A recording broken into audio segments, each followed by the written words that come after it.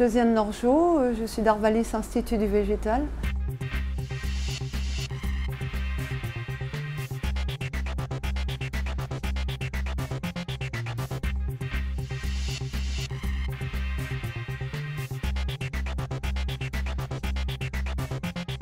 L'évolution du changement climatique est déjà une réalité pour le maïs, puisqu'au cours des 20 dernières années, on a gagné en moyenne 155 degrés jour, ce qui est très élevé. Ça correspond à peu près à 0,9 degrés de température moyenne de plus sur la durée de la culture du maïs. 155 degrés jour correspond aussi à deux groupes de tardiveté des variétés.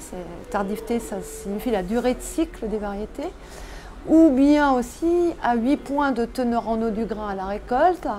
Vous savez que le maïs se récolte humide et donc ça présente un intérêt vis-à-vis des coûts de séchage. Ça correspond aussi à peu près à 10-15% des projections climatiques d'augmentation des températures à long terme. Sur la période de plus grand besoin en eau du maïs, que l'on va, pour simplifier, dire qui se situe entre le 11 juin et fin août, on a une augmentation du déficit hydrique de l'ordre de 25 mm. Donc, ce qui signifie des conditions un petit peu plus difficiles en moyenne en matière d'alimentation en eau du maïs. En revanche, plus favorable, mais on va voir que ça dépend des régions vis-à-vis en matière de température. Les conséquences de cette évolution des conditions climatiques sont de plusieurs ordres. La première, elle est d'ordre de date des stades phénologiques ou date de semis d'intervention, avec un avancement global de toutes les dates. Lorsque l'on fait des simulations avec de dates médianes des différents stades très importants pour l'élaboration du maïs, on constate un avancement de l'ordre de 400 jours pour le stade dit feuille visible qui correspond à l'initiation de l'épi, de 5 à 7-8 jours pour la date de floraison femelle, de 9 à 15 jours pour la maturité du maïs fourrage et de 15 à 40 jours pour la maturité du maïs grain. Donc un raccourcissement du cycle et un avancement de tous les stades phénologiques. L'autre conséquence concerne les conséquences sur le rendement. Nous avons utilisé pour cela avec l'INRA un modèle de culture, STIX, pour fixer des scénarios de simulation, pour rendre les choses comparables. On observe une bonification, une valorisation de ces évolutions climatiques en termes de rendement pour les zones plus septentrionales, Nord-France, donc ce qui s'explique par le fait qu'autrefois les températures étaient un facteur limitant en termes de durée de cycle que déficience de la température.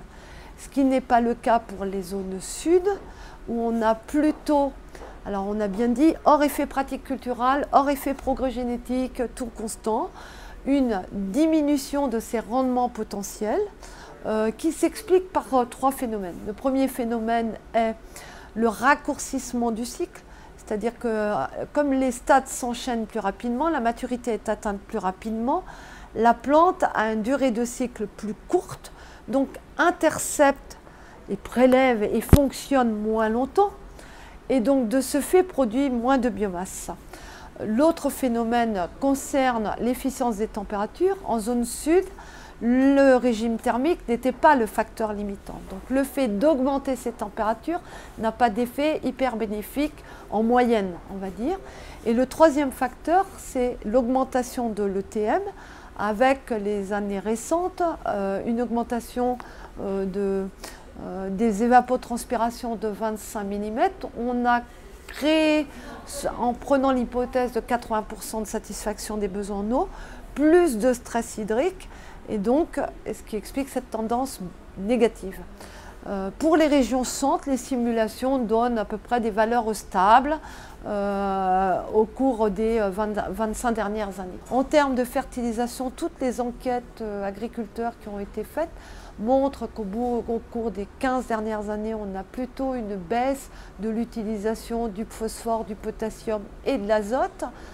Pour ce qui concerne le phosphore et le potassium, on ne peut pas dire dans les enquêtes qu'on a que les valeurs sont à des niveaux qui mettent en péril les rendements. Bon, il faudra voir si c'est une tendance qui perdure à long terme.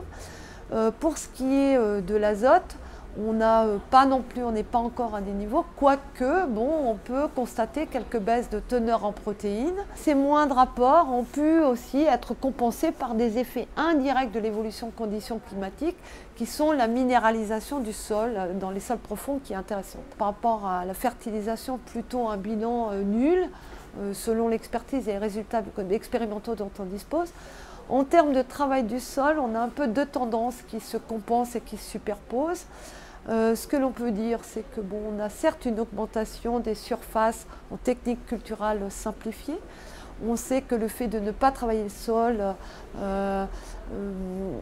maintient des surfaces de sol plus froides au moment des démarrages, donc on peut perdre en termes d'avance de la culture et donc d'élaboration du rendement.